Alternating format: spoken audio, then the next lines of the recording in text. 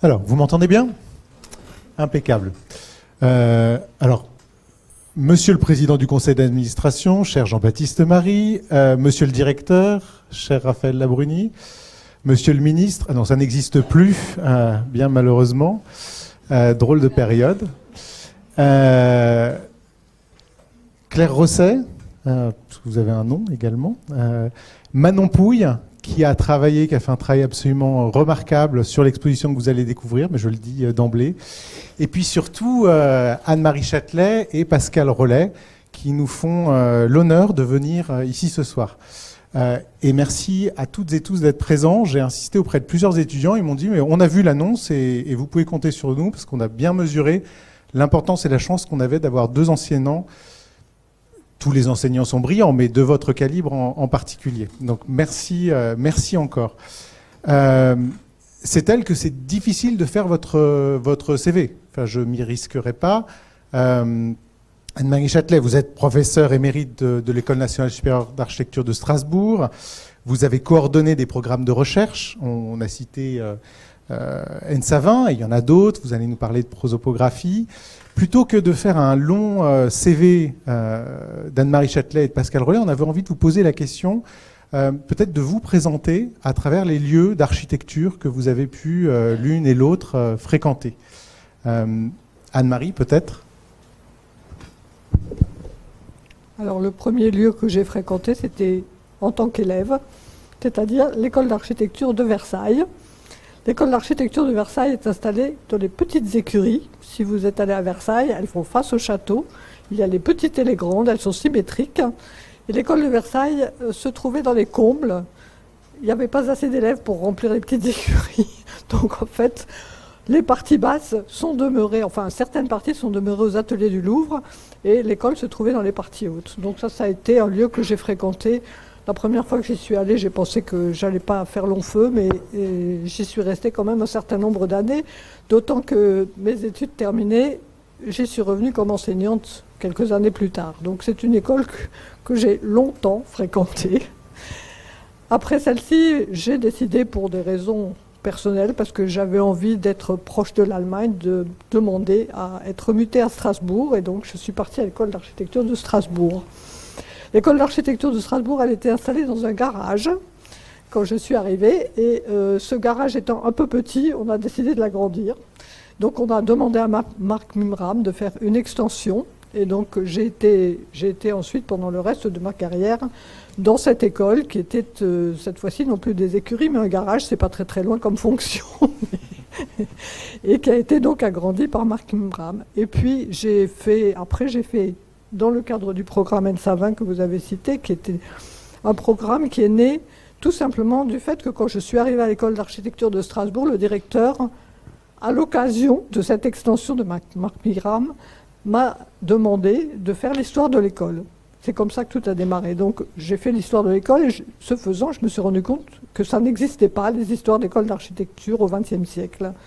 Et voilà que donc, après 1000 péripéties, on a mis sur pied un programme sur l'histoire des écoles d'architecture au XXe siècle en France, puisque, comme le disait Raphaël tout à l'heure, les premières en province, je ne sais plus comment on dit, ou en région, ou en tout ce qu'on veut, ont été créées en 1904. Donc vous voyez, ça remplit le XXe siècle. Donc il y en a maintenant 20. Et donc nous avons fait le tour de ces 20 écoles, une par une. Donc je les ai à peu près toutes vues. Bon, certaines se sont groupées par 2, donc il y en a quelques-unes que je n'ai pas vues. Mais j'ai vu beaucoup de locaux. Voilà. Bon, donc architecte et professeur, et merci d'avoir incarné le propos. Alors, Pascal Rollet, si vous le voulez bien, je vais vous poser exactement la même question. Est-ce que vous auriez l'amitié de vous présenter en nous mentionnant les établissements, les lieux d'architecture que vous avez fréquentés? Alors, ce n'est pas des écoles, ou très peu des écoles. J'ai décidé de faire mes études d'architecture à l'école la plus proche de là où j'étais né, qui était l'école de Grenoble, un peu par hasard, mais j'y ai pratiquement passé très peu de temps, pratiquement pas étudié vraiment à l'école, puisque moi j'ai découvert l'architecture sur les toits. La première fois que je me suis confronté à de la charpente et à la fait de fabriquer un toit, c'est là que je me suis dit, ouais, c'est ça que tu vas faire, c'est vraiment le bon endroit, c'est ça qui te va bien. Donc j'ai d'abord fait de la charpente. Je faisais 6 mois de charpente pour me payer de quoi vivre, et puis 6 mois d'école d'architecture. Et quand je suis arrivé à l'école d'architecture de Grenoble, on venait juste de déménager. Enfin, l'école d'architecture venait juste de déménager. Elle était avant dans les locaux des Beaux-Arts en plein centre-ville de l'école, de la ville, pardon. Et puis, la nouvelle école a été dessinée par Roland Simounet au sud de la ville, proche d'un grand centre commercial qui s'appelait Grand Place et qui était le sud de la ville neuve. J'ai détesté cet endroit, dès le début. J'aimais beaucoup, après j'ai découvert le travail de Simounet, j'ai beaucoup aimé ce qu'il faisait, mais construire la Casbah d'Alger tournée vers le nord à Grenoble, j'ai trouvé que c'était un peu dur, et avec un espace qui était complètement parcellisé, où chacun était dans des groupes modulaires de base, séparés entre eux par des fosses à conversation. Ça m'a un peu surpris. Donc je suis plutôt parti sur le terrain, et j'ai fait mes études à l'extérieur de l'école. J'ai eu la chance de rencontrer les gens de Cratère, et j'ai passé pratiquement la moitié de mes études dans une petite île de l'océan Indien, à Mayotte, où j'ai participé à un projet de logement social et de construction d'une filière de produits de construction en terre, mais pas que, tout un système de bâtiments, de filière du bâtiment. Puis je me suis bien quand même rendu compte qu'il me manquait certaines bases en architecture. Et l'endroit où j'ai vraiment, je dirais, l'école qui m'a vraiment formé, c'est l'université de Berkeley. Parce que là, j'ai trouvé un milieu, d'abord c'est un lieu qui avait été pensé par Catherine Worster et Monsieur et Madame Worster comme un lieu de transdisciplinarité à propos de l'urbanité. Elle rassemblait à la fois architecture, landscape et urban planning. Et ça au sein d'un campus très serré où on pouvait aussi bien prendre des cours de musique, des cours d'aéronautique et des cours d'architecture. Et là, c'était un microcosme, un écosystème de connaissances que j'ai trouvé absolument fabuleux. Et du coup, quand je suis revenu en France dans les années 90, que je suis devenu enseignant dans les écoles d'architecture, eh bien, j'ai eu pas beaucoup de choix d'ailleurs dans l'attribution des postes, puisqu'on faisait ça, ce qu'on appelait ça, c'était l'allotissement de garnison. C'est comme ça que ça s'appelait. Hein. Le premier prend le premier poste, le dernier prend le dernier. Et j'avais le choix entre Lille et Grenoble. Et en étant moi-même basé à Paris, je me suis dit, je retourne à Grenoble parce qu'au moins là-bas, j'ai l'équipe de recherche et les gens avec qui j'ai envie de travailler. Et depuis, je n'ai pas quitté Grenoble et j'ai plutôt essayé de compléter ce qui nous manquait jusqu'à présent à Grenoble. Bon, merci pour cette entrée en matière. Et puis ça vous offre un beau miroir de carrière à venir pour vous, étudiantes, étudiants. Oui, merci. Alors peut-être pour rentrer un petit peu plus sur les raisons pour lesquelles on vous a invité à venir échanger avec nous aujourd'hui, c'est qu'il nous semblait intéressant de pouvoir croiser par vos expériences propres à la fois des travaux qui ont interrogé la manière dont on peut penser l'histoire des écoles, l'histoire de l'enseignement de l'architecture, donc votre personne Anne-Marie, mais aussi comment est-ce que se réinventent aujourd'hui et continuent de se réinventer les espaces de la pédagogie, qui sont des expériences qui ont été menées ces dernières années, notamment à l'école d'architecture de Grenoble, mais qui, on l'a vu et on le reverra tout à l'heure, sont aussi des éléments qui sont activés régulièrement dans les écoles et pas plus tard que ce semestre par les étudiants de Marina et de Julien. Alors peut-être une première question un petit peu auquel vous avez commencé à amener des éléments de réponse, Anne-Marie, mais sur les raisons qui ont conduit à construire, au-delà de cette commande directe de faire l'histoire de sa propre école, comment est-ce que s'est construit un objet de recherche sur l'histoire des écoles? Est-ce que c'est un objet de recherche sur l'histoire des bâtiments, sur l'histoire de l'enseignement, sur l'histoire des étudiants? Qu'est-ce qui fait réellement, qu'est-ce que ça recouvre de faire l'histoire d'une école ou de l'enseignement en architecture? Alors ça recouvre tout ça. ça recouvre évidemment en premier lieu C'est-à-dire que, comme vous le savez, l'histoire, elle est quand même très tributaire de ce qu'elle trouve. Ça veut dire qu'on ne va pas inventer l'histoire, donc il faut avoir des papiers pour écrire l'histoire. Donc, en premier lieu, l'histoire, ça veut dire l'histoire institutionnelle, puisque en fait les administrations produisent beaucoup de papiers, donc on a des papiers pour savoir comment tout ça a été créé. Et donc il y a des étapes très marquantes dans l'histoire des écoles d'architecture. Alors on a cité 1904, création des écoles régionales. Il y a eu 1968, dont vous avez sans doute eu l'écho, qui a signé la rupture complète du système d'enseignement de l'architecture en France. On a reconstruit sur cette base-là, et puis donc à travers toutes ces évolutions, ces réformes, on a donc une histoire qui est une histoire un peu institutionnelle.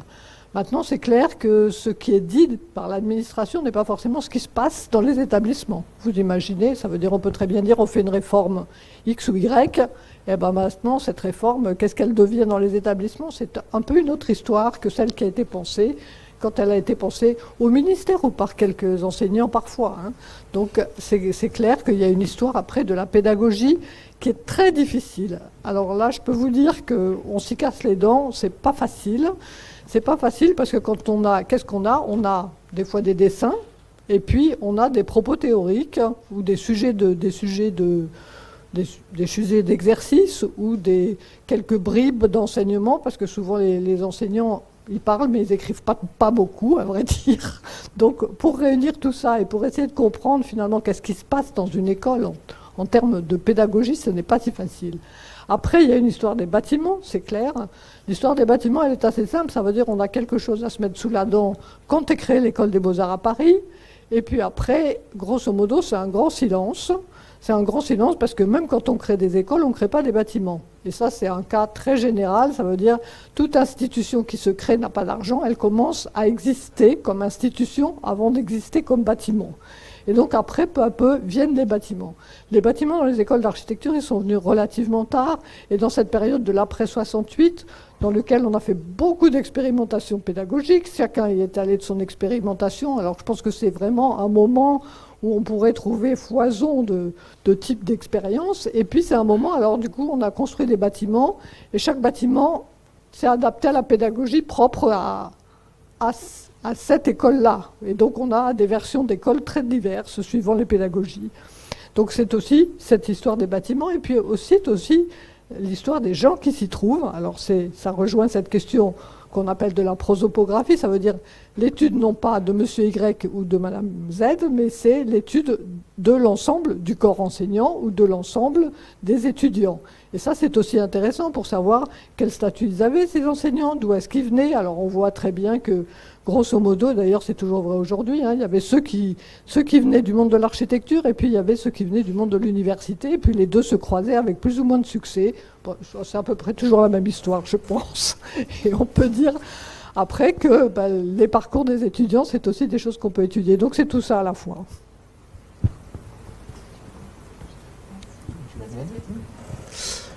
On a des questions, mais ça peut être aussi plus libre que nos questions. Pascal, vous avez évoqué Cratère. Alors j'imagine que Cratère, ça vous est familier à toutes et tous, mais peut-être qu'il y a encore une personne ou un étudiant qui n'est pas au courant de ce qu'est ce projet. Et puis vous ne l'avez pas mentionné, mais vous êtes directeur scientifique des grands ateliers de l'île d'Abo. Vous avez participé peut-être à l'élaboration du programme. Qu'est-ce que sont ces grands ateliers? Est-ce que c'est pas que la Terre, c'est un lieu d'expérimentation? Tout à l'heure, vous étiez avec les étudiants de Marina Ramirez et de Julien Chopin qui ont fait cet atelier, où vous vous avez dit, mais vous avez une chance immense d'avoir ce grand hall qu'on a construit aux grands ateliers. Est-ce que vous pourriez nous parler de ces grands ateliers de l'île d'Abo, nous en rappeler la genèse, puis voilà, nous éclairer aussi peut-être un peu sur Cratère pour ceux qui l'auraient plus en tête? Oui, on est obligé de se refaire un peu d'histoire, toujours. On est là pour ça. C'est le thème de la soirée, de toute façon. À l'école de Grenoble, se sont rencontrés deux modes d'enseignement et de pensée qui ont abouti au fil du temps à la création des grands ateliers. Le premier mode de pensée, c'était celui apporté par Sergio Ferro, qui était un professeur d'architecture brésilien, réfugié en France, réfugié politique en France, et qui avait notamment écrit en portugais ce livre qui s'appelle, que vous pouvez trouver aujourd'hui, Dessin chantier, et qui faisait le lien, en tout cas mettait en relief le manque de lien qu'il y avait dans la pensée architecturale de l'époque, on est dans les années 75-80, entre le geste que l'on fait pour transformer la matière, organiser l'espace et faire de l'architecture, les savoirs et savoir-faire que possèdent les gens qui fabriquent par rapport à ceux, au savoir et aux compétences de ceux qui dessinent et conçoivent. Donc ça, c'était plutôt une approche assez théorique et qui se tournait beaucoup vers l'histoire et qui a donné un laboratoire de recherche qui s'est appelé Dessin chantier d'abord, puis qui est devenu culture constructive par la suite. Ça, c'est la filière, on va dire, intellectuelle. Philippe Potier, Cyril Simonet, tous les livres sur Le Corbusier, la fabrication du couvent de la Tourette, ou les choses, voilà, c'est cet aspect-là. Et puis il y avait l'aspect, on va dire, plutôt faiseur, fabricant, constructeur, qui est apporté par Patrice Dohat et François Vitou, qui étaient des étudiants du P6 qui sont arrivés à Grenoble et qui étaient, pour l'histoire c'est important, des étudiants de Georges David Henrich, et qui donc se sont formés sur le terrain à des interventions entre le coucher du soleil et le lever du soleil pour faire de l'habitat d'urgence. Au passage, juste Georges David Henrich, pour ceux qui ne le connaisseraient pas, c'est un enseignant qui a été un architecte ingénieur, inventeur, assez génial, qui a passé sa vie à consacrer sa vie à la question de l'habitat d'urgence parce qu'il en avait fait l'expérience, on va dire, dans sa chair, en ayant été déporté à Auschwitz et en ayant survécu, et qui avait pendant tout son temps là-bas expérimenté, pour le cas de le dire, ce qu'il fallait pour survivre dans les conditions les pires. Et donc voilà, ça c'est une espèce d'ADN que j'aime bien rappeler à chaque fois parce que ça marque complètement même l'approche de Patrice Dohat que sur la question de l'habitat en général. Et c'est Patrice, il a travaillé avec d'ailleurs tout un environnement plutôt universitaire d'anthropologues Anne-Monique Bardago, sur Nathalie Sabatier, sur les gestes et les savoir-faire de la construction. Et ils se sont retrouvés du coup avec Ferraud en concomitance et en cohérence de pensée. Et puis, travaillant sur les matériaux locaux, avec cette idée, on fait avec ce qu'on a autour de nous et on travaille sur les cultures constructives, ils se sont aperçus que le Dauphiné autour de Grenoble était construit en terre.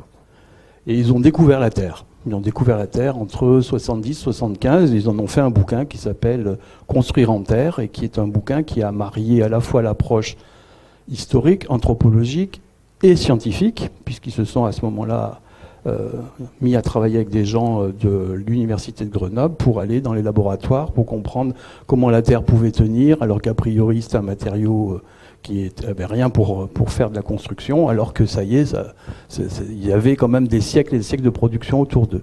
Et ils ont fondé le centre de recherche en architecture, le centre de recherche et d'application terre, qui est donc le Cratère, et qui est devenu un des autres labos de recherche de l'école de Grenoble. Et culture constructive et Cratère se sont regroupés au sein d'une unité de recherche plus large qui s'appelle Architecture, Environnement et Culture Constructive. Ça, c'est pour l'histoire du cadre. Vous avez tout ça à la bibliothèque, hein, le livre Cratère disponible, le plat noir, d'urgence à consulter. Je vais essayer d'être plus rapide. Pour l'idée des grands ateliers, en fait, on peut dire qu'elle est vraiment le fruit d'une collaboration entre tous ces gens que je viens de citer, mais surtout d'une action délibérée de Patrice Dohat, qui en lien aussi avec Hugo Houben, avec qui il avait fondé le Cratère, sur la manière d'apprendre l'architecture, la manière de l'enseigner, en disant ok, on fait des cours théoriques, on s'assoit tous dans un amphithéâtre, on écoute, il y a des choses à passer de cette manière-là. on fait des ateliers de projet où on dessine comme ça, mais il manque un truc qui met le corps en mouvement et qui fait qu'on se confronte à la matière. Et Hugo Houben était très fasciné par l'approche du learning by doing, mettre la main à la pâte de Charpak, qui a fait qu'ils ont transposé cette idée-là dans la question de la pédagogie. Et alors, juste moi, ma petite contribution là-dedans, c'est qu'en fait, j'étais le premier prototype de ça. En étant à Mayotte, j'ai été l'un des tout premiers étudiants qui s'est formé en faisant. Et quand je suis devenu enseignant, c'était pour moi extrêmement évident qu'il fallait mettre en place un lieu où on puisse à la fois apprendre l'histoire, apprendre à composer, à dessiner, mais aussi apprendre à faire en grandeur réelle. Parce que je l'avais vécu dans ma chair, quoi. Voilà, et donc j'ai participé à la fabrication du programme, plutôt sous la forme de témoignages en disant ouais, moi en tant qu'étudiant j'aimerais bien qu'il y ait ça, ça et ça.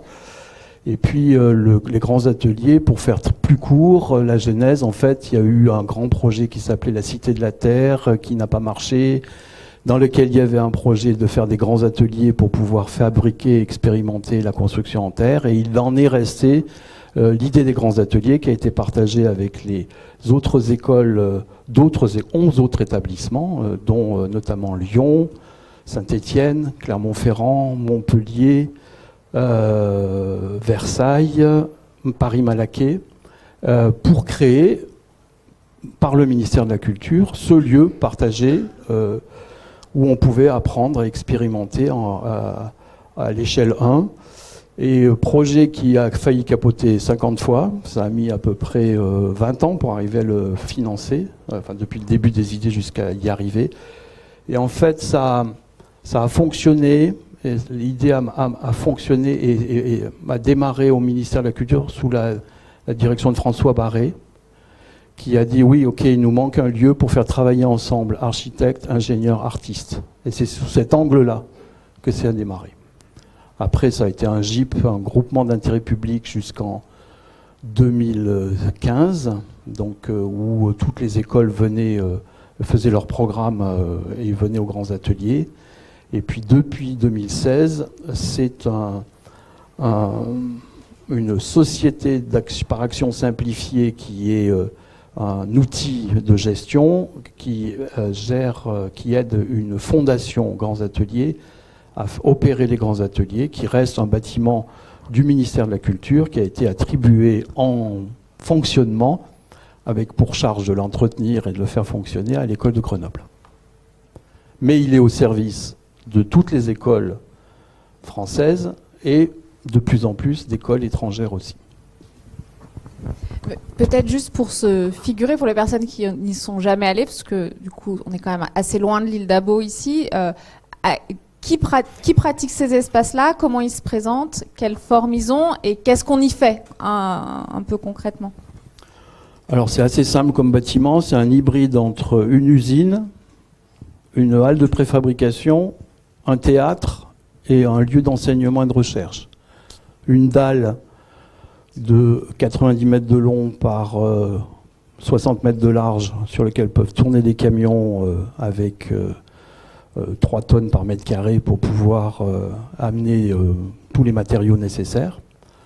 Un grand toit pour mettre à l'abri. Une ossature plutôt métallique parce qu'il y a des questions, on va dire, de solidité et de ponts roulants qui permettent de transporter des charges d'un bout à l'autre. Une bande de stockage de matériaux, une bande de bâtiments plutôt massifs qu'on avait imaginé en terre au début, on n'y est jamais arrivé, ils sont en béton, avec les ateliers qui font du bruit en bas, des lieux pour expérimenter et pour dessiner, des studios pour faire réduire la distance, c'était le thème, réduire la distance entre la planche à dessin et le chantier, et une grande halle qui peut être complètement fermée, 30 mètres par 15, des grands rideaux qui s'ouvrent comme dans des hangars d'aviation, une partie extérieure couverte qui permet de travailler à l'abri mais quand même dehors, et une partie complètement extérieure. Et autour de ça, 6000 m² de terrain, de paysage qui permettent de faire des choses à l'extérieur. Aujourd'hui, c'est complété par une deuxième halle qui était plutôt à l'origine à destination des professionnels, qui s'appelle la halle Astuce, qui a été construite à côté, qui est, on va dire, un peu la même version, mais en version pro, avec un pont roulant de 20 tonnes, alors que celui des grands ateliers est à 5 tonnes. Viennent là les enseignants et leurs étudiants de toutes les années, depuis la première année jusqu'à des programmes de master, en moyenne plutôt sur une semaine ou des sessions plus courtes, et puis se développent aussi des projets plus longs sur des opérations qui construisent des prototypes, des démonstrateurs sur des durées de l'ordre de 3 mois. Voilà. Et tout dernièrement, les grands ateliers pour le ministère ont joué le rôle d'outils d'appui pour toutes les équipes de toutes les écoles qui ont participé aux Archifolies à Versailles. Voilà, donc c'est un lieu où s'est développé un savoir-faire de pédagogico-technico-financier pour pouvoir permettre de faire ces expérimentations échelle 1 qui demandent beaucoup d'énergie, beaucoup de matière, beaucoup de matériaux et beaucoup d'argent. Oui, alors il faut peut-être le dire, derrière ce « on », pronom impersonnel, on a imaginé, il y a vous évidemment, mais alors vous avec plusieurs casquettes, pas maître d'ouvrage, mais en tout cas quelqu'un qui pense le cahier des charges et les enjeux, maître d'œuvre, et puis aussi maître enseignant, pédagogue. Comment on articule ces casquettes dans un projet avec une certaine dynamique et puis aujourd'hui un usage, puisque vous en êtes directeur scientifique? Alors, directeur scientifique, c'est un grand mot ronflant parce que c'est pas moi qui fais tourner la boutique, hein. C'est Maxime Bonnevie et son équipe qui sont aux manettes tous les jours. Moi, je suis là de temps en temps pour dire, ouais, je pense qu'on devrait aller dans cette direction plutôt que dans l'autre, mais j'ai un rôle plutôt aujourd'hui d'enseignant avec j'y vais. Toutes les premières semaines de première année de l'école de Grenoble avec 150 étudiants et une équipe d'enseignants qui est avec moi, on leur fait découvrir l'architecture par la construction, des expérimentations spatiales, des expérimentations corporelles pour pouvoir sortir de l'idée que l'architecture c'est juste faire des plans. Et puis j'y retourne ensuite à la fin d'enseignement de première année pour avec à nouveau les 150 étudiants, mais pour construire une partie des projets qu'ils ont développés dans les studios. Et puis, il y a plein d'autres enseignants qui viennent de l'école de Grenoble, de l'école de Saint-Étienne, de Lyon. Lyon s'est beaucoup développé là-dessus, et ça, c'est formidable. Et Clermont-Ferrand aussi. Et mon rôle aujourd'hui, il est celui d'un enseignant-chercheur qui a été convaincu qu'il fallait former les gens comme ça, et puis j'ai passé le relais à toute une équipe de gens que j'ai contribué à former. Et puis, bon, oui, c'est un bâtiment dont je suis assez fier d'en avoir été le concepteur, parce que c'est un aboutissement d'une manière de penser que je n'avais pas beaucoup vu dans l'architecture jusqu'à présent. Voilà. Dernier point peut-être par rapport à la recherche, qui est hyper important, c'est que j'essaye, c'est pas facile de passer une HDR en architecture à propos du projet d'architecture, donc pour tous ceux qui se sont confrontés à l'exercice, vous savez que vis-à-vis du monde académique, c'est pas le plus facile, et l'idée c'est que les grands ateliers deviennent aussi un centre de recherche et accueil des doctorants. Alors il l'a fait par le biais de la chaire Habitat du futur qui est domiciliée, qui est partagée entre les écoles Rhône-Alpes, qui est domiciliée aux grands ateliers pour des étudiants pour qui on a trouvé des financements de bourse CIFRE, et où chaque fois ils font une recherche qui est appliquée par des constructions de prototypes et où on expérimente en grandeur nature. Voilà. Merci. Peut-être pour revenir sur cette question de comment se pensent des lieux, on s'imagine des lieux pour une pédagogie particulière. Donc là, on a vu pour articuler le travail du corps et de la matière et le travail de conception. Est-ce que c'est des choses qui ont d'autres réalités dans les écoles, dans le regard transversal et historique qui ont émergé, qui sont assez prégnantes ou assez peu prégnantes, qui existent dans les intentions ou ne se réalisent pas? Est-ce que c'est des permanences ou pas que l'immense travail que vous avez fait de regard transversal sur l'histoire des écoles permet d'identifier cette quête d'une articulation entre un espace pédagogique et une forme pédagogique? Alors d'une façon générale, je commencerai par décevoir un peu, parce que généralement, c'est vrai, du côté de l'architecture, on s'interroge toujours sur l'articulation entre l'espace et la pédagogie. Or, quand on interroge des pédagogues, ils disent qu'ils s'en fichent complètement et que le mieux, c'est un espace non défini. Alors que du côté de l'architecture, on a toujours tendance à surdéfinir les espaces en fonction de pédagogie. Et on a un très bel exemple là où nous nous trouvons. Et de fait, c'est très simple à comprendre, les pédagogies évoluent rapidement, les bâtiments un peu moins. Donc on est toujours en décalage. Donc ça, c'est une raison très fondamentale pour laquelle ça a beaucoup de mal à marcher l'un avec l'autre. Après, du côté de l'architecture, ce qui est assez intéressant, c'est que quand on remonte dans le passé, à l'école des Beaux-Arts, par exemple, la première chose qu'on a créée à l'école des Beaux-Arts, c'est des loges. Les loges, qu'est-ce que c'est? C'est des endroits dans lesquels les élèves architectes étaient enfermés pour faire des projets. Alors c'est ça dont on avait besoin absolument. Le reste, c'était égal, mais les loges, c'était essentiel. Et pourquoi? Tout simplement parce qu'une part de la pédagogie se trouvait dans les agences d'architecture.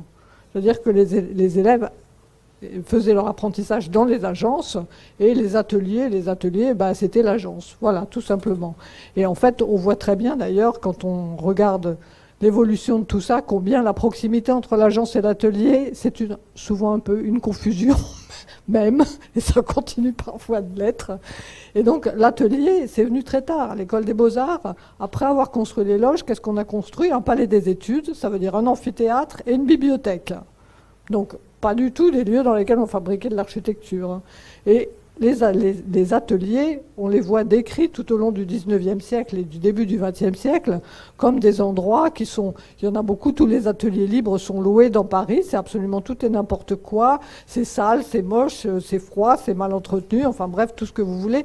Tous les qualificatifs négatifs tombent pour qualifier ces ateliers et on a beaucoup de mal, peu à peu, à construire des ateliers. Alors comme je vous le disais, après 68, il y a eu une floraison de bâtiments qui chacun ont fait une interprétation propre d'une pédagogie, et vous en voyez le résultat ici je trouve c'est très clair, hein, ça veut dire chaque pédagogie a produit des espaces surdéfinis dans lesquels très vite personne ne se retrouve plus. Donc ça reste véritablement un problème.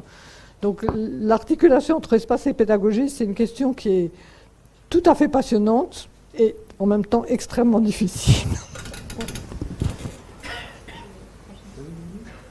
Non, mais peut-être que ce serait peut-être le moment de demander des retours d'expérience pour ceux qui ont réfléchi à cette question ce semestre-là, parce que peut-être que dans la discussion vous avez quelque chose à apporter sur cette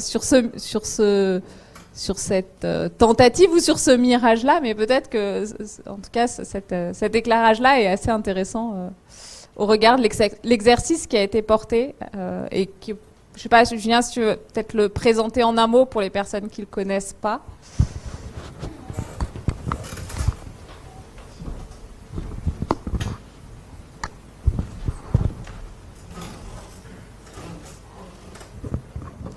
Oui, non, très, très rapidement. Donc, j'ai donc S9 DE XP. On a avec Marina proposé aux étudiants, dont certains sont dans la salle, le titre était un peu pompeux, c'était repenser l'école. Mais en tout cas, c'était effectivement de mesurer est-ce que les espaces pédagogiques étaient adaptés. Mais c'est presque même pas à la pédagogie, mais déjà au confort d'enseigner. Donc c'est presque une étape en dessous. Voilà, bon, c'est à eux qu'il faut poser la question. Mais en tout cas, je partage cette idée que effectivement, nous on a travaillé sur des espaces qui sont surdéterminés et qui sont et qui cherchent à traduire des idées pédagogiques dans la façon dont on organise l'espace, mais qui après peut-être que disparaissent quand le projet de l'architecte s'évanouit un peu et reste ce qu'il a fait. Et voilà. Et donc ça, c'est des questions qu'on s'est posées. Peut-être après, nous, on a des questions beaucoup plus triviales hein, aussi, qui sont est-ce qu'on a suffisamment de place, est-ce que les étudiants peuvent travailler ici. Voilà, donc finalement, on s'est confronté à des questions très, très triviales, mais qui forment peut-être le cœur de ce qu'on devrait faire. C'est apporter une sorte de confort, des questions toutes simples, de thermique, de chaleur, de lumière, voilà, de rangement, le stockage, où est-ce qu'on stocke les choses. Voilà, c'est des questions qu'on a posées à nos étudiants. Mais peut-être c'est à eux qu'il faut demander.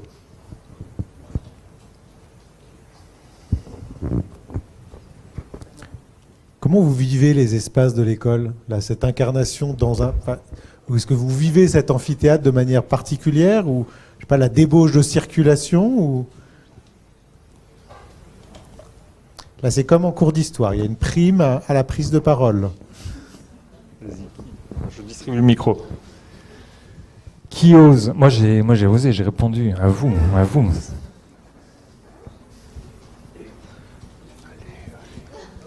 Comme nos étudiants sont très polis, ils ne veulent pas se couper les uns les autres la parole, hein, mais ils ont tous des questions. Non, ou alors peut-être c'est quoi la pire chose dans l'école?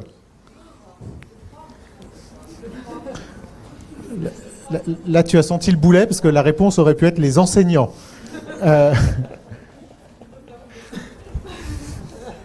Et la meilleure? Quand même, il y en a quand même.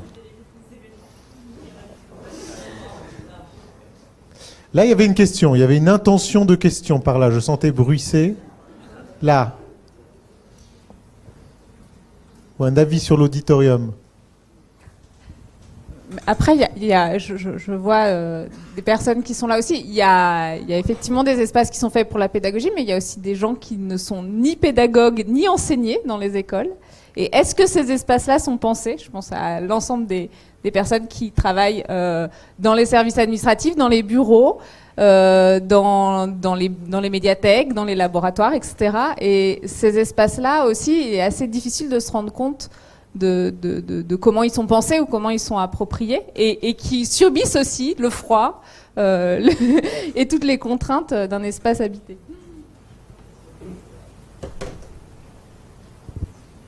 Si vous avez, à la fois en tant que maître d'œuvre ou historienne... Aux grands ateliers, on ne se pose pas trop la question du froid, parce qu'on aura une des on va dire, ambitions du projet, c'est de réapprendre aux étudiants à vivre dehors. Voilà. Donc, un pull et une écharpe, c'est une architecture sympathique. Ouais, même vêtements chauffants, ça marche.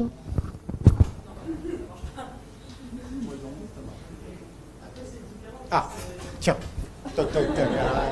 D'abord, merci infiniment. Et tu vas pouvoir le garder et le passer aux camarades ou à la camarade d'après. Après, ce que vous avez proposé, je trouve que c'est différent parce que justement, vous faites, vous bougez, etc. Alors que nous, dans notre grand hall, il y a des parties où on doit travailler du coup sur les ordinateurs, etc. Et on reste statique. Et pour le coup, oui, là, le froid, il rentre vraiment en compte. Je sais pas, moi, construisez-vous des igloos et puis chauffez-vous dans une bulle que vous fabriquez dedans. Il vous l'a glissé tout à l'heure, hein, la piste, sur la petite échelle. Moi, c'est la première chose que je me ferais. Je ferais comme Hans-Walter Müller, je me ferais une bulle là-dedans. Hans-Walter Müller, il habite dans une bulle, dans une architecture gonflable.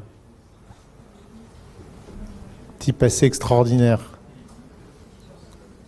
Comment vous vivez la question de la transdisciplinarité, ou comment, alors, aux grands ateliers, vous avez parlé de transdisciplinarité, Anne-Marie aussi. Est-ce que là aussi c'est flop, ça marche pas? Est-ce qu'aux grands ateliers ça marche? Oui, bien sûr, dans une grande halle. Est-ce qu'on peut juxtaposer des disciplines et faire en sorte que voilà, quelque chose naisse de tout ça? Je veux bien parler sur les grands ateliers sur la question de la transdisciplinarité qui était établie au départ dans le programme sur l'idée de faire travailler ensemble en mettant à côté des disciplines comme tout ce qui était ingénierie, tout ce qui était architecture, tout ce qui était art, qui ne se décident pas et qui fonctionnent qu'à partir du moment où il y a des personnes qui se rencontrent de ces différentes disciplines et qui établissent une transdisciplinarité. Et la transdisciplinarité, elle se fait soit par les personnes elles-mêmes qui décident de travailler ensemble parce qu'ils ont des affinités, donc là on est sur du pur humain, soit parce qu'on a des projets qui traversent toutes les disciplines et qui embarquent les gens, et qui font que, parce qu'il y a un projet, je dirais presque plus grand que soi, eh bien les gens suivent. Et ce qui fait que d'habitude on reste chacun dans son silo, arrive à se marier, fonctionner ensemble, et puis surtout, ce qui, en tout cas pour nous, est devenu un enjeu énorme aux grands ateliers, conduit à des nouveaux types de formations. Depuis 2007, les compagnons du devoir ont choisi le site des grands ateliers pour venir faire leur maison des compagnons qui sont en formation charpente, menuiserie, bâtiment, et qui se servent des grands ateliers comme lieu de training, enfin d'entraînement, hein, enfin de pratique, sachant que il n'y a pas de conflit d'intérêts parce que les compagnons travaillent le soir, ils sont en journée dans les entreprises et ils viennent faire leurs cours aux grands ateliers de 19h à 22h, et qui sont leur plus grande plage de travail, c'est après les samedis et les dimanches. Donc ça fonctionne assez bien avec les autres horaires, mais ça crée du coup des frictions, frottements, partage d'expériences, d'autant plus que les étudiants en architecture vont dormir dans la maison des compagnons, qui font que là se tisse un lien extrêmement fort entre des savoir-faire et des gens qui d'habitude, en tout cas dans le mode de production actuel, sont plutôt en opposition sur les chantiers. Le fait de les former ensemble, ça change tout. D'abord, il y en a qui se marient, qui font des enfants, et ça va faire des entreprises différentes. Ensuite, ils prennent l'habitude de boire des coups ensemble, et je vous dis que la bière, c'est un des outils pédagogiques majeurs. Et que du coup se crée des... Tout ça est enregistré. C'est un de ces moments de conviviaux où ils partagent et confrontent leurs points de vue et où ils ont un projet à construire ensemble, fait que notre espoir, c'est que là se fondent les prémices, ou en tout cas les éléments qui vont permettre de fabriquer les entreprises de demain, qui ne seront pas des entreprises verticales, mais des entreprises beaucoup plus horizontales, et qui permettront à des architectes, des ingénieurs, des constructeurs d'ouvrir des entreprises de projets d'architecture, d'environnement, d'aménagement ensemble. J'assure à notre direction, au président de CA, que nous n'avons pas évoqué ni cette question de la bière, ni soudoyé nos intervenants. Voilà. Donc la question de la transdisciplinarité, ça passe par les hommes et les femmes qui se rencontrent avant de passer par un discours ou une architecture. Anne-Marie, est-ce que c'est un peu ce que vous avez observé dans vos recherches ? Comment cette question de la transdisciplinarité, elle s'articule avec la pédagogie et avec des lieux ? La transdisciplinarité, ça a été un grand leitmotiv après les années 68. Voilà. Avant, n'existait pas, et après, disons que ça a un peu battu de l'aile. Je pense que c'est très vrai ce qui est dit, c'est-à-dire que certaines d'affinités, ça tient de projets communs, ça marche bien dans les savoir-faire. Après, pour le reste, ça marche beaucoup moins bien. Et donc, je ne sais pas. Je pense que les questions sont ouvertes pour l'avenir, mais pour l'instant, le bilan que j'ai pu voir, oui, il y a eu des grandes heures de transdisciplinarité. Voilà, c'est ça. Autour des années 70, autour des années 80, tout le monde souhaitait enseigner ensemble plus ou moins. On a recruté des quantités de sociologues. Ça a marché, plus ça a marché, ça n'a pas marché. Enfin, le résultat, c'est qu'aujourd'hui, c'est un peu fini, quoi. Et on est revenu, si vous regardez, vous avez des disciplines. Ça s'appelle HCA, ça s'appelle VT, ça s'appelle machin et truc. Et puis tout ça, ça marche plus ou moins bien ensemble. Enfin, je pense que chacun d'entre vous a pu le constater. Et je pense que la transdisciplinarité, aujourd'hui, c'est plus tout à fait un motif, sauf dans quelques contextes particuliers. Je pense que les grands ateliers sont, de ce point de vue-là, un contexte un peu atypique. Je vais réagir là-dessus parce que ça se retrouve comme une obligation quand on arrive dans le monde professionnel. Parce que dans le monde professionnel, aujourd'hui, en tout cas, moi c'est ce que je suis en train de vivre avec la mise au point de projets éco-responsables d'habitat d'assez grande taille. Si vous n'êtes pas réellement en équipe transdisciplinaire et si vous ne travaillez pas réellement tous les jours, tous ensemble, avec votre ingénieur environnemental, vos ingénieurs structure, les gens qui financent, je ne veux pas toujours dire promoteurs, mais disons en tout cas les gens qui financent, les gens qui vont utiliser. Et si vous n'êtes pas au contact, mais du genre hebdomadaire, pour que la chose avance dans le bon sens, ça ne marche pas. Il y a trop de critères, il y a trop de facteurs à régler, il y a trop d'éléments à négocier pour pouvoir faire des choix qui soient optimaux, qui ne peuvent plus se décider que par le dessin ou l'intention architecturale. Elle doit toujours être là, elle doit toujours permettre d'avoir la vision globale, de garder le cap, mais elle est négociée à chaque étape entre des gens qui ont des compétences approfondies, très différentes, et où, pour le coup, là, encore une fois, il faut que ce soit les affinités qui fonctionnent pour qu'on accepte que l'ingénieur dit ton truc ça tient pas, ou on va dépenser trop de carbone à cet endroit-là, voilà. Et ça, c'est une réalité absolue professionnelle. C'est une pratique professionnelle, ce n'est pas une pratique pédagogique. Oui, mais par contre, il faut apprendre il faut enseigner comment acquérir cette pratique, parce que ça, personne ne le sait actuellement. Alors on comprend que c'est une sacrée alchimie. Je ne sais pas si elle fonctionne ici. Et alors là, on renvoie à... Alors madame, vous avez le micro, donc vous allez soit pouvoir poser une question, soit passer. Qu'est-ce que vous en pensez de cette alchimie de la transdisciplinarité? Ça s'incarne? Et là, tu as le droit de ne pas répondre et de le donner à quelqu'un.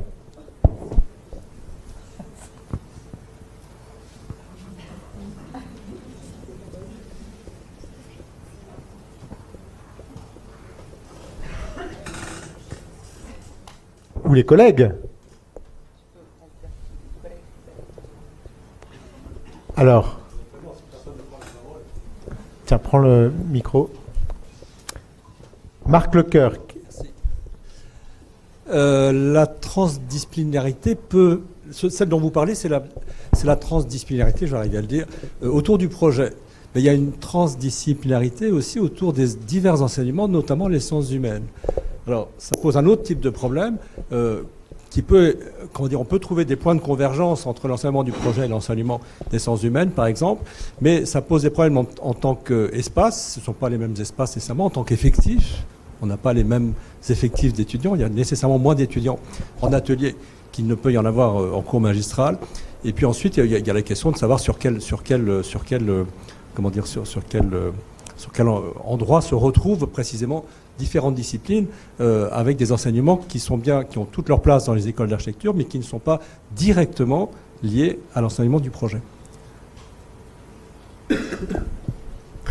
Tu as deux étudiants pile dans l'axe derrière toi qui justement parlent entre eux de transdisciplinarité. Qu'est-ce que vous en pensez? Ils parlent de la bière. Ça, c'est vraiment un outil pédagogique que d'interpeller les étudiants. Ah, là, une question.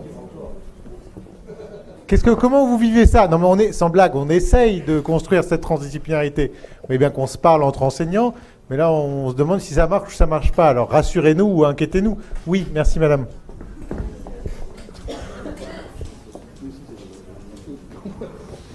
Alors, du coup, cette notion-là, en licence, moi, je ne l'avais pas du tout remarquée, je ne l'avais pas du tout comprise. Par contre, quand on arrive en master et qu'on est un plus petit nombre, je la comprends mieux. Et les enseignants, je trouve aussi qu'ils font plus l'effort d'essayer de communiquer entre eux. Voilà, tout simplement. Voilà une parole sage et franche. Et plutôt une belle ouverture. Voilà. Ah, on a encore... Merci.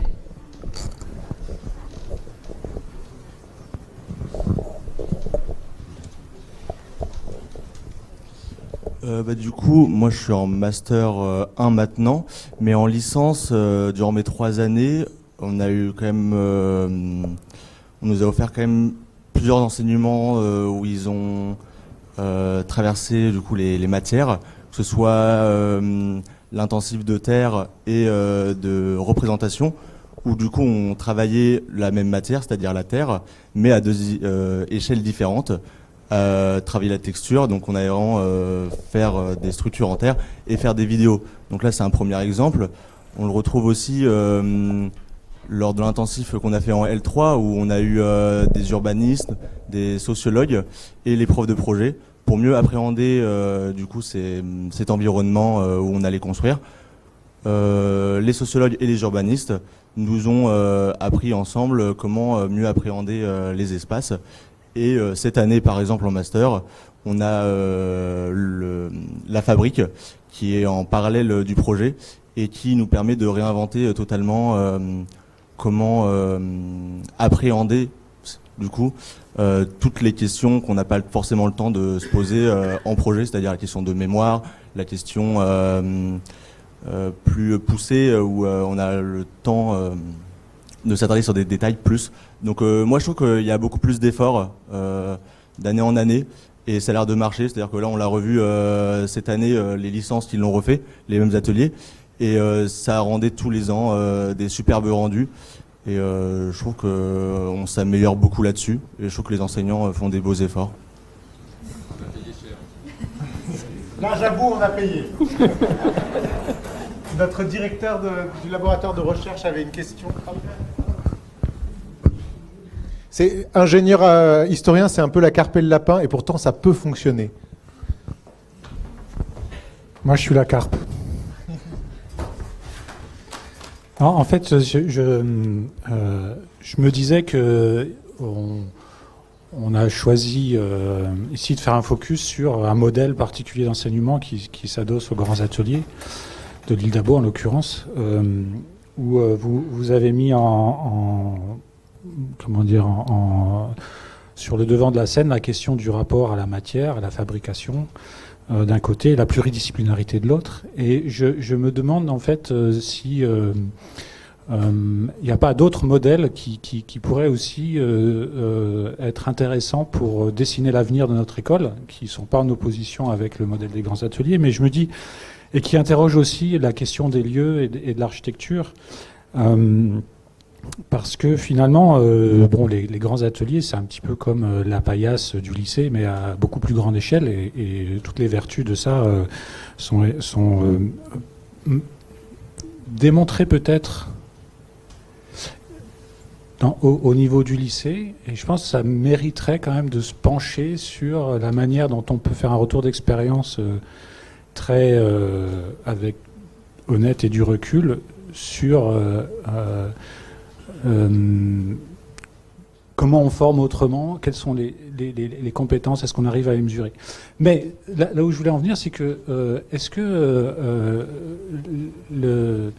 le rapport à la vraie vie, il se trouve dans les grands ateliers, et est-ce que ce que vous recherchez, et ce qui aujourd'hui émerge aussi, notamment à Grenoble, hein, comme modèle un peu alternatif, notamment avec les Witkowski, peut-être pas le bon mot, Zawitowski, qui est finalement de sortir de l'école et de dire aussi bien les murs de l'école que l'entre-soi des enseignants, même pluridisciplinaire, est limité, et que finalement on apprend plus à l'extérieur, et on apprend peut-être en faisant des vrais projets avec des vrais clients, alors peut-être dans des cadres pédagogiques, peut-être en allongeant la durée des stages, ce qui relativise finalement d'une certaine façon, en tout cas, l'ambition qu'on peut attribuer à l'enseignement de projet à proprement parler, où on veut peut-être parfois qu'il soit directement opérationnel à la sortie de l'école, sachant que peut-être que c'est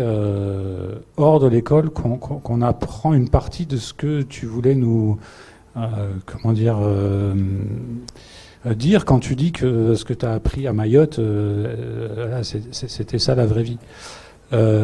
Et ce qui permettrait aussi finalement d'interroger l'avenir de l'école à travers la recherche, ce qu'on a un peu fait jusqu'ici, alors parce que c'est une recherche qui nous est présentée, mais sur l'histoire des écoles, mais l'histoire de la recherche dans les écoles et des lieux et des conditions, y compris de pluridisciplinarité et de relations avec les collaborations extérieurs, hein, avec les acteurs du territoire. Je pense que ça rentre vraiment dans l'équation de l'histoire des écoles et de leur avenir, quoi.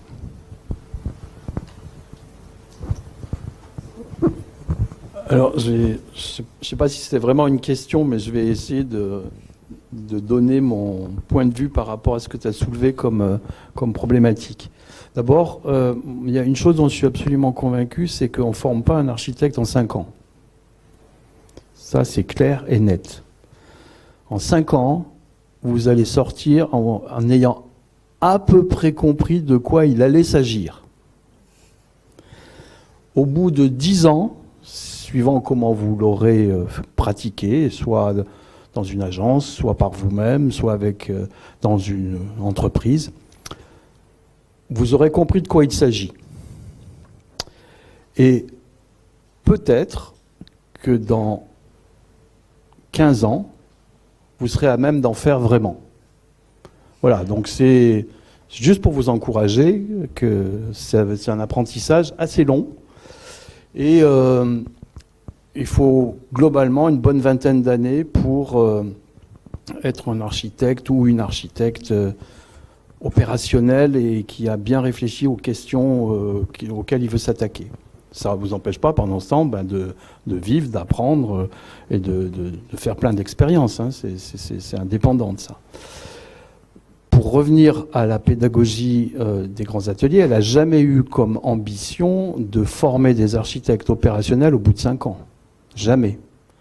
Elle a juste eu comme ambition de donner une dimension, d'incarner une dimension pratique qui manquait à la formation artistique et théorique qu'on avait jusqu'à présent. Ce qu'il a manqué pendant on pourrait dire une bonne dizaine d'années, le temps qu'on mette tout ça en place, c'est effectivement le côté pratique opérationnelle. C'est-à-dire, je me suis formé, je comprends de quoi il s'agit, je fais le lien entre ce que je conçois, ce que je dessine et ce que je bâtis, ne prend du sens qu'à partir du moment où je suis dans une situation de projet localisée et où j'interviens sur le réel. Et à ce moment-là, ça s'appelait dans les années 80 la pratique opérationnelle, où on se formait au projet en faisant du projet dans un cadre plus pédagogique et pas encore un cadre d'agence comme c'est l'était au moment de l'école des beaux-arts. C'est le modèle design build, donc qui a été beaucoup développé aux États-Unis, mais pas que.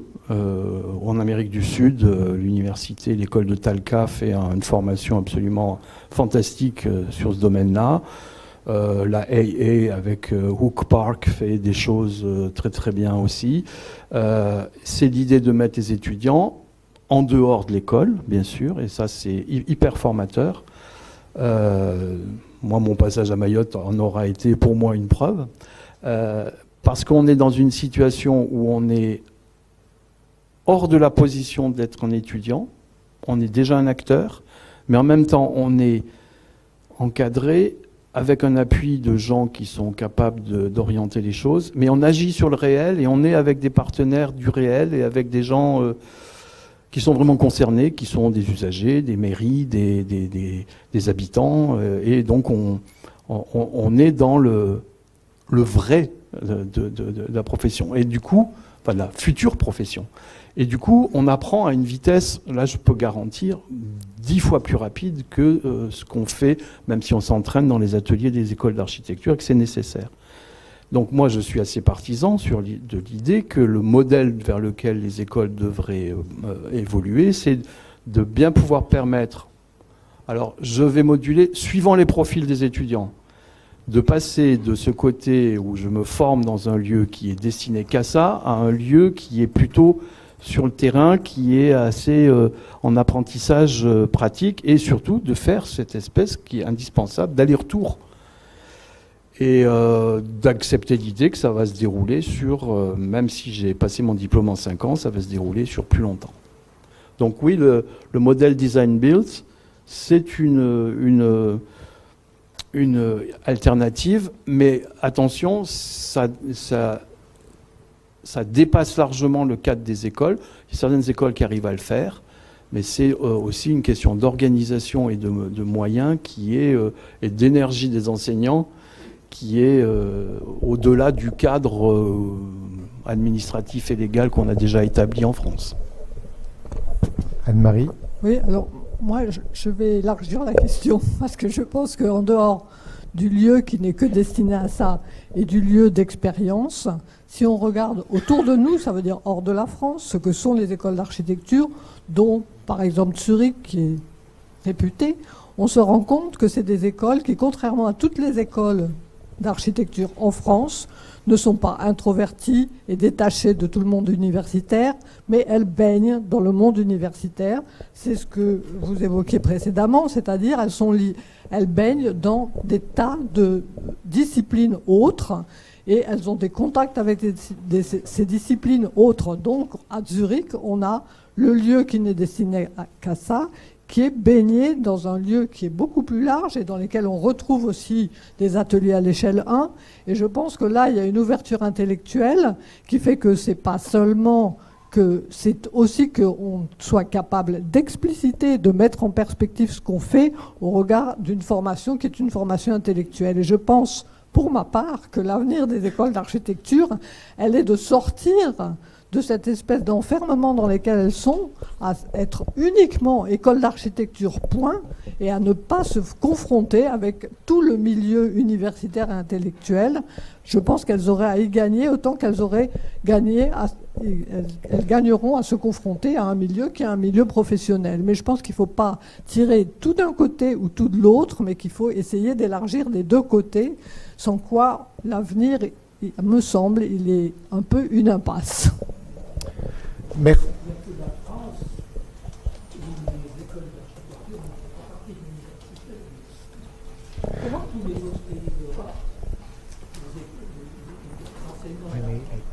Elles sont inscrites dans des structures universitaires, absolument, c'est la majorité.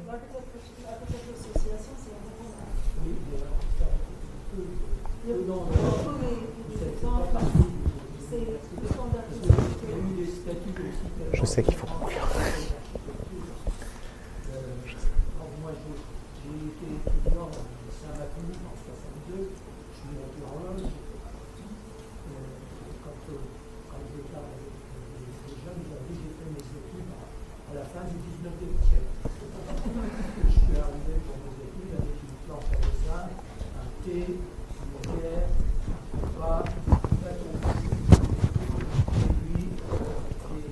Des tas de projets en loge avec le dorique, le ionique, le corinthien. Ah, merci. J'ai passé mon diplôme ici à Rouen. C'était le premier diplôme qui se passait en école, alors qu'avant, on allait à Paris. Et tous les projets, d'ailleurs, partaient à Paris. Hein. Tout se passait à Paris. Et quand je suis arrivé en 62, moi, l'école, c'était la ville qui en avait la charge, qui recevait une subvention du ministère de la Culture pour gérer le... Et donc, il y avait des grandes difficultés à trouver des enseignants, parce que les tarifs offerts par la ville étaient complètement dérisoires. Et donc, j'ai eu aussi cette particularité d'être enseignant et étudiant en même temps pour préparer l'admission, parce que j'avais fait une année de maths sup avant de venir à l'école d'architecture. Et puis après, on est passé à l'équipement, à la culture, retour à l'équipement. Et alors c'est plus lié à l'expo qu'il y aura tout à l'heure. Vous nous offrez une belle transition. En général. Vous nous offrez une magnifique transition dont merci pour ces paroles incarnées. Et merci infiniment Anne-Marie Châtelet et Pascal Rollet de nous avoir offert cette plongée en architecture et cette feuille de route et de rappeler l'importance de l'université. Merci à vous et bravo.